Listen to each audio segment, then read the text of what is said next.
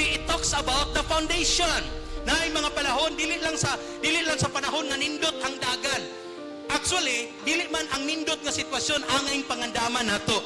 Ang angay pangandaman nato kanang bati nga sitwasyon. Diha ma-display kung unsa ang imuha nga life. So it doesn't matter kung unsay naa ka.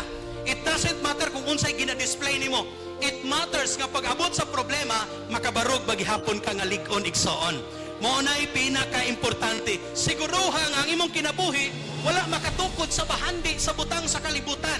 Siguruha nga ang atong kinabuhi nakatukod diha kang Ginoong Hesus. Kung mokonsulta ka pirmi sa foundation sa atong kinabuhi, hallelujah, sigurado nga lig-on ang imong pagtubo diha sa Ginoo. Ang tao nga wala mag-build sa sure foundation, nga mao si Jesus, di gid sa kadawat o ganti. O sa dihapon nga na-build, naunta ang iyang life sa sure foundation, pero wala niya gipatubo sa pulong sa Dios, in short, di gapon sa kadawat o ganti. Pero katong ning lahutay ka nga matinud-anon diha sa Dios, na ay reward ang Dios sa mga taong matinud-anon diha sa Ginoo. Amen.